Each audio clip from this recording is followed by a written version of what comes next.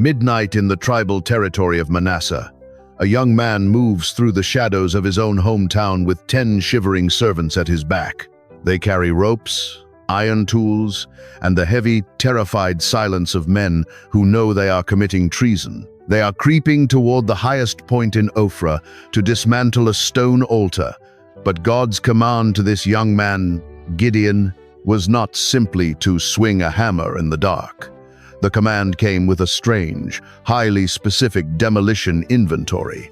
Stop right there. God did not just demand that the stones fall. He demanded a replacement sacrifice, and he explicitly bypassed the most obvious choice. He ordered Gideon to take a second bull, exactly 7 years old, and he commanded that this massive beast be burned, using only the wood chopped from a grove standing beside the pagan altar. Why pass over the first bull? Why this exact age? And why force a man to log trees in the middle of the night? Picture it. You are risking your life, operating under the threat of execution, dragging a heavy 7-year-old animal up a hill, just to burn it on a pile of specific wood. Let's look at the blueprint in the King James Version. Judges chapter 6, verse 25. And it came to pass the same night, that the Lord said unto him, Take thy father's young bullock, even the second bullock of 7 years old, and throw down the altar of Baal that thy father hath, and cut down the grove that is by it. To understand the danger of this night, you have to feel the starvation of the land. There is an ancient Aramaic paraphrase of the Hebrew Bible called Targum Jonathan, read in the synagogues for centuries to capture the deep context of the scriptures. Targum Jonathan preserves the sheer terror of this era, painting a picture of an Israel so hunted by Midianite raiders that the people are living in subterranean dens. They are starved out. In a severe famine, a 7-year-old bull is a king's ransom. It is a walking fortune. Read that again. Take thy father's young bullock, even the second bullock. The text implies a first bullock, a primary, prized beast tied up in the courtyard of Joash, Gideon's father. God says to ignore it.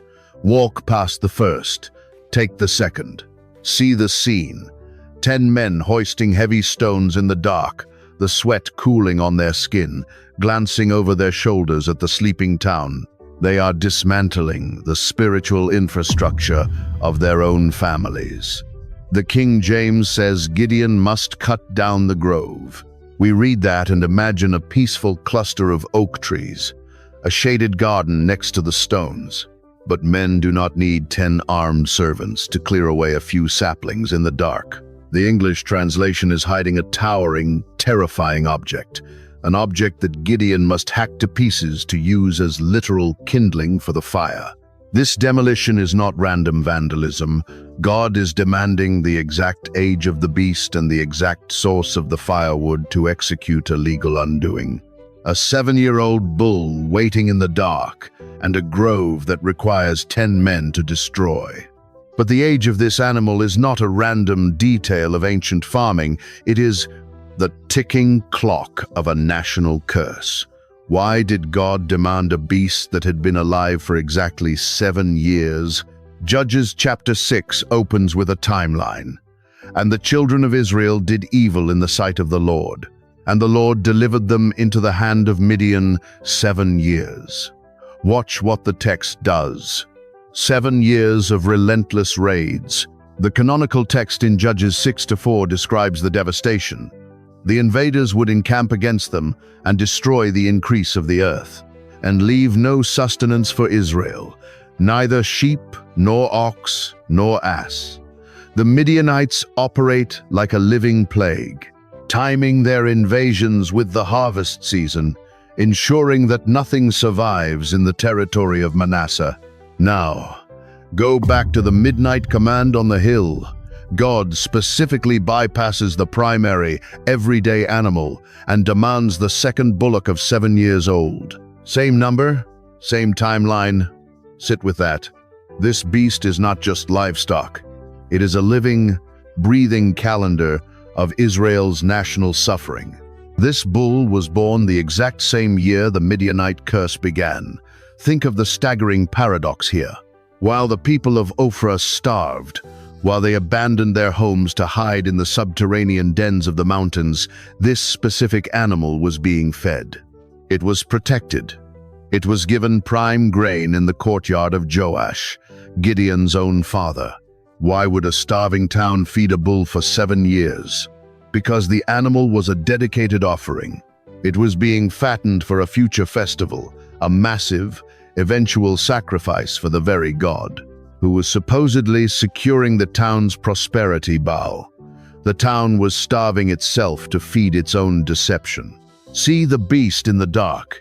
It is massive, muscular, a perfect specimen standing in the middle of a severe famine. It represents every ounce of stolen wealth and misplaced worship in the tribe of Manasseh. God is not simply requesting a burnt offering for a new altar. He is executing a spiritual injunction. He requires the exact chronological span of the curse to be bound up in the flesh of the animal. To break a 7-year judgment, Yahweh demands the 7-year idol offering. I hold this as one reading, not the final word, but the ancient legal symmetry is undeniable. In biblical law, a judgment must be broken at its root. The animal was born when the terror started. It has lived parallel to the oppression. And now, its blood will mark the end of the timeline. But blood is only half of the ritual. The fire requires fuel. Hold that image. The bull is heavy, protesting the ropes, as Gideon and his 10 servants drag it upward toward the highest point in the city. The 7-year curse is being hauled to the summit. But an altar to Yahweh does not exist on this hill. There is only the broad stone table of Baal, and towering right beside it, the massive wooden shadow of the grove. God told Gideon to tear down the stones and cut down the wood. He did not tell him to import clean, holy timber for the fire. The 7-year beast must be consumed, and the only fuel legally permitted for this specific fire is the carved pagan idol standing beside it. The animal representing the curse has been brought to the summit, but the altar it is destined for belongs to the town's most prominent family. Before the heavy wood can be chopped, the dark reality of who built this portal must be faced. Why did God force a son to wage war on his own father's sanctuary in the dead of night? Judges 6:25 is a surgical strike on a specific household. Take thy father's young bullock, even the second bullock of 7 years old, and throw down the altar of Baal that thy father hath, and cut down the grove that is by it. Stop right there. That thy father hath. Look closely at the geography of this treason. The altar of Baal is not in a public plaza. It is not a garrison managed by foreign invaders. It is a domestic installation. It belongs to Joash, the head of Gideon's own household. The historian Flavius Josephus, in his Antiquities of the Jews, paints a grim picture of this era, describing how the Israelites had abandoned the laws of their fathers to serve the gods of the Canaanites, leading directly to their starvation. The Midianites only came during the harvest season. The rest of the year, the Israelites were left to their own devices in the valleys. And what did Joash do with his time? He built a portal to the underworld. Picture it. While his neighbors are being starved into the mountain dens, Joash maintains a compound large enough to house 10 servants, fatten a prized 7-year-old bull, and host the town's religious center. In the ancient Near East, an altar was not just a place of prayer. It was an economic hub. It was the bank. If a farmer wanted rain from Baal, he brought tribute to Joash's altar. Joash was an Israelite by blood, but he was profiting from the pagan panic. This is why Gideon is sweating in the dark. He is not just fighting a false god. He is destroying his own father's economy. Watch what the text does.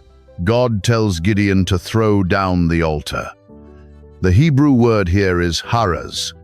It does not mean to simply tip over. It means to ruin, to shatter, to beat into pieces. It is the language of total demolition, and God does not stop there. In the very next verse, Judges 6:26, the command escalates, "And build an altar unto the Lord thy God upon the top of this rock, in the ordered place." Yahweh will not share the summit. He does not ask Gideon to build a competing altar next to Baal's. He demands total replacement. The old infrastructure must be utterly eradicated, and the new altar must be built on the ordered place, the exact footprint where the deception used to stand. Same hilltop, new master. Gideon and his 10 men pry apart the heavy, blood-stained stones that Joash carefully stacked. They are breaking the physical contract that has bound Ophrah for 7 years. But dismantling the stones is only the first step. The stone table is dead weight. It is the object standing next to it that holds the real, terrifying power. The King James text tells Gideon to cut down the grove that is by it. For centuries, Western readers have imagined a quiet ring of oak trees, a literal grove of timber offering peaceful shade. But you do not need 10 armed men, heavy axes, and the absolute secrecy of midnight to prune a garden. Read that again. The English translation has masked a towering, artificial object. Gideon is not cutting down trees, he is severing a deity. And the Hebrew word hiding behind the English grove unlocks the true, horrifying scale of what Joash had built in his backyard. The stone altar of Baal lies in ruins, but the heavy timber beside it still stands, in the dark. To understand the fire Gideon is about to build, you have to look at the exact face carved into that wood. What ancient, monstrous thing was hiding behind the English word grove? The heavy stones of Joash's altar are scattered in the dirt, but the midnight demolition is only half finished. The 10 men now stand before the second target, their iron axes catching the pale moonlight, their chests heaving in the cold air. Judges 6:25 gives the second half of the order, "And cut down the grove that is by it." Stop right there. Look closely at the English word grove. In the Western mind, a grove is a sanctuary of nature, a biological cluster of living trees planted for quiet shade. But a peaceful garden does not require a covert military operation to dismantle it in the dark. Turn the King James English back into the ancient Hebrew it was translated from, and the word is not a botanical term. The word is Asherah. Read that again. Asherah is not a forest, it is a proper noun. It is a name. In the ancient Canaanite pantheon, Asherah was worshipped as the mother goddess, the consort of the high gods, the queen of fertility. She was always paired with Baal in the high places, and she was visually represented not by a living, breathing tree, but by a massive, stylized wooden pillar, a towering carved statue driven deep into the earth beside the stone altars. Picture it. The town of Ophrah is sleeping in starvation, and looming over them on the highest hill is this wooden monstrosity. Joash has not merely planted a quiet grove of oaks, he has engineered a towering idol. He has anchored the carved face of a foreign goddess into the bedrock of his own family inheritance. Test it the way the Bereans tested everything. Dig into the ancient Near Eastern records, and you will find these Asherah poles, standing as the ultimate symbol of dark, transactional worship across the Canaanite world. They were monuments of spiritual treason. God's instruction to Gideon is brutally specific. The Hebrew word used for cut down is karath. It means to sever, to strike down, to destroy by violent force. The men are not logging timber. They are executing a deity. You can hear the heavy, muffled thuds of the axes biting into the carved wood. The men, terrified the noise will wake the town, but commanded to swing until the goddess falls. Then comes the paradox. Judges 6:26 commands Gideon to build the new altar for Yahweh, Take the 7-year-old bull, and offer a burnt sacrifice with the wood of the grove which thou shalt cut down. Sit with that. Yahweh is demanding that a holy sacrifice, meant entirely to honor the God of Israel, be fueled by the infected, idolatrous timber of a pagan idol. Why would a holy God allow the cursed wood of an Asherah pole to touch his newly ordered altar? Why not demand clean, untouched cedar? Why not gather fresh, untainted branches from the desert? Because God is not just replacing their worship, He is orchestrating a profound public humiliation of the enemy. The heavy timber finally snaps and crashes into the dirt. The men immediately begin to splinter the carved face into usable firewood. See the scene. The men are sweating in the dark, breaking the wood over their knees. But look closely at the men doing the breaking. Gideon did not come up this hill alone. He did not bring 3 friends, or 5 guards, or 20 mercenaries. He brought exactly 10 men. The wooden goddess has been severed and splintered into fuel, ready to burn. But the number of men swinging the axes was not dictated by the weight of the timber. Why does ancient biblical law require exactly 10 men to legally alter the destiny of a city? The heavy, carved timber lies splintered in the dirt, the cold night air filling the lungs of 10 exhausted servants standing over the ruins of Joash's altar. They have just executed a pagan deity. But look closely at the head count on this hilltop. Judges 6:27 says, "Then Gideon took 10 men of his servants, and did as the Lord had said unto him. And so it was, because he feared his father's household and the men of the city, that he could not do it by day, that he did it by night." Stop right there. 10 men. We read this as a logistical detail, assuming Gideon simply needed muscle to move the stones and swing the axes. But in the ancient Near East, numbers are rarely just math. If stealth was the primary goal, taking 10 servants is a massive liability. 10 men make noise. 10 men leave tracks. 10 men multiply the risk of being caught and executed by the city guard. If you want to vandalize an altar quietly, you slip up the mountain alone, or with one trusted friend. Gideon brings 10. To understand why this exact number is required, you have to leave the book of Judges and look at how contracts were legally bound and broken in Israel. Turn to the book of Ruth, chapter 4. When Boaz needs to execute a binding legal transaction to buy back stolen property and redeem a bloodline, he does not do it privately. Ruth 4:2 reads, "And he took 10 men of the elders of the city and said, Sit ye down here." Same number, same legal weight. In biblical law, 10 men form a quorum. It is an ancient precedent rooted all the way back in Numbers 14, when God refers to the 10 unfaithful spies as an evil congregation. From that text, ancient Jewish jurisprudence built the concept of the minyan. 10 men make a legal body. 9 men is a private gathering. 10 men is a public assembly, possessing the authority to witness a contract, to bind a community, or to break a national covenant.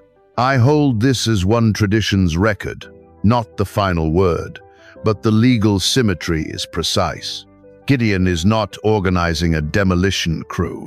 He is assembling a supreme court in the dark. He needs 10 men not because the wooden Asherah is too heavy to carry, but because the spiritual contract his father signed with Baal is a legally binding document over the town of Ophrah. A private act of vandalism cannot cancel a public covenant. The destruction of the town's portal must be witnessed, validated, and ratified by a legal quorum. Picture it. 10 men standing in a tight circle in the dark. They are not just holding axes, they are holding court. The 7-year curse is being legally revoked under the cover of darkness.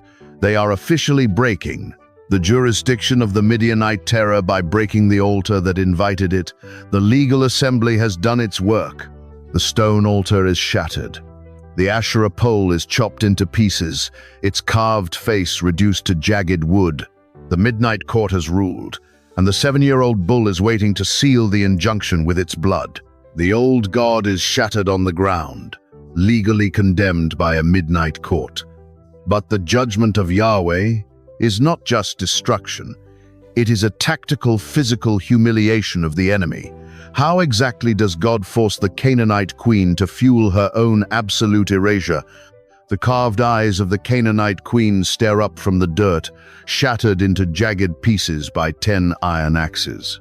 The massive wooden monument that cast a shadow over Ophrah for 7 years is no longer a deity. She is kindling. Judges 6:26 lays out the final staggering step of the midnight command. And build an altar unto the Lord thy God upon the top of this rock, in the ordered place, and take the second bullock, and offer a burnt sacrifice with the wood of the grove which thou shalt cut down. Stop right there. In the Levitical law, Yahweh is ruthlessly strict about purity. He demands unblemished animals. He demands holy fire. He demands absolute separation between the sacred and the profane. So why, on this critical night, does God explicitly command Gideon to gather the infected, idolatrous timber of an Asherah pole and place it directly onto his newly ordered altar? It is not a concession to convenience. It is a calculated, tactical humiliation. To understand the severity of this command, you have to look at the theology of the people who worshipped at the grove.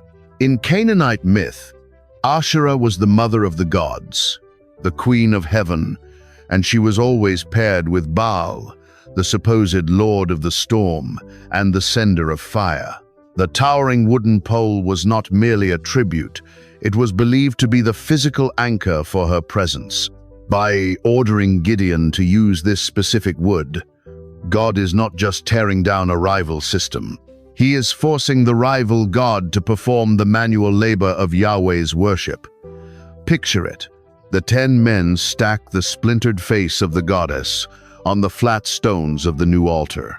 They heave the heavy, 7-year-old bull, the living calendar of the Midianite curse, up onto the cursed wood. Gideon strikes the flint. The spark catches the dry timber.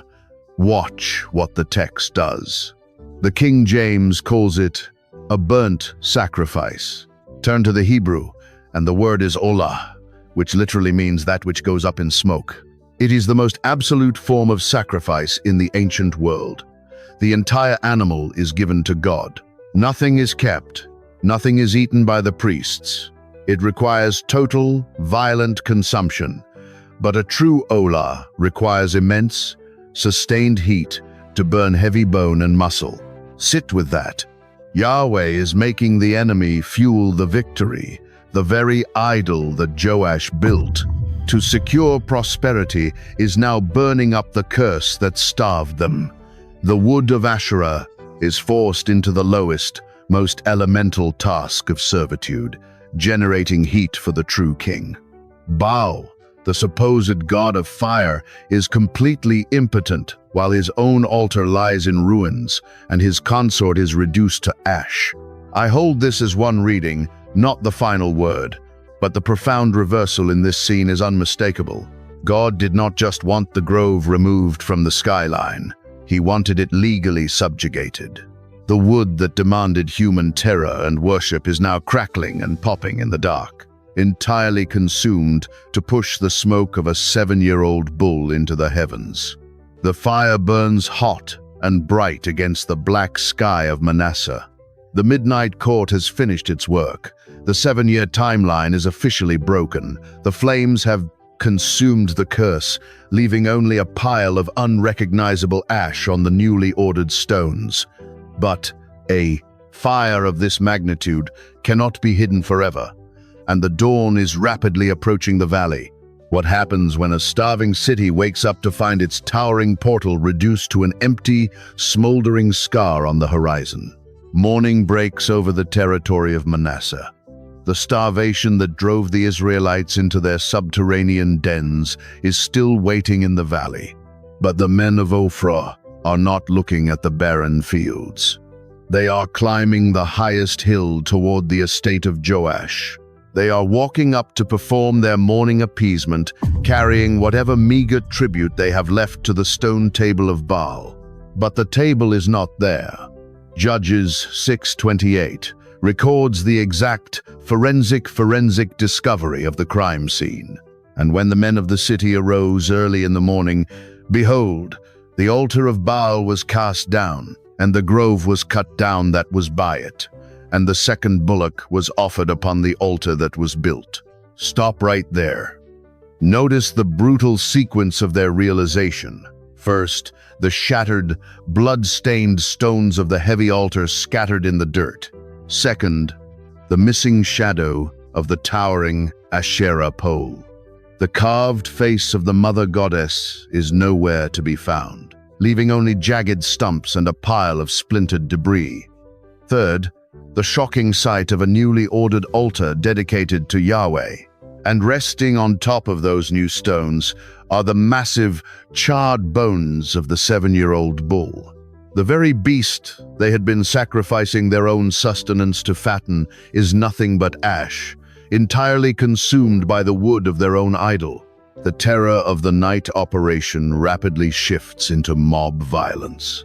Judges 6:30 hands down the chilling verdict of the town.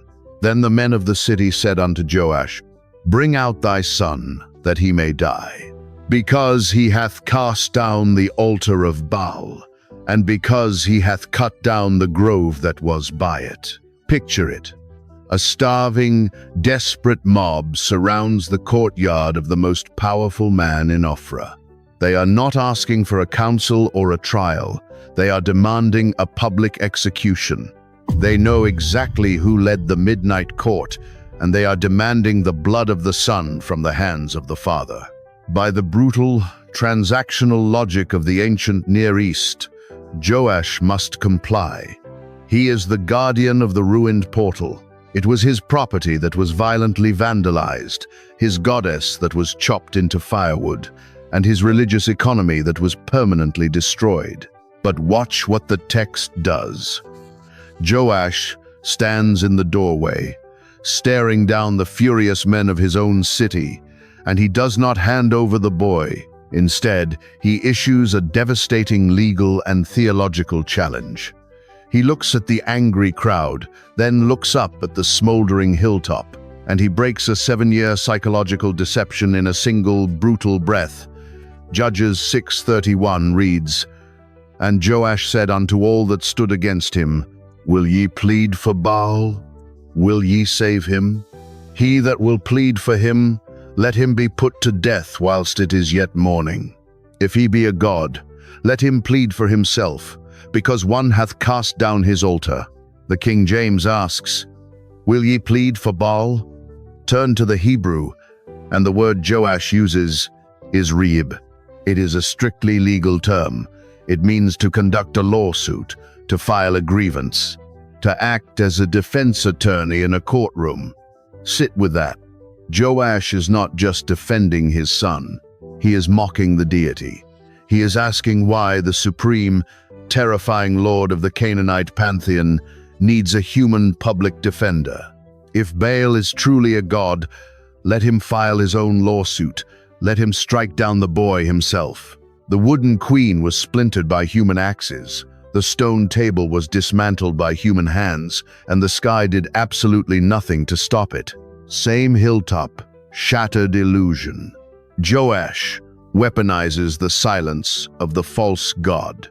He flips the death penalty back onto the mob, declaring that anyone who steps forward to defend Baal will be the one executed before noon.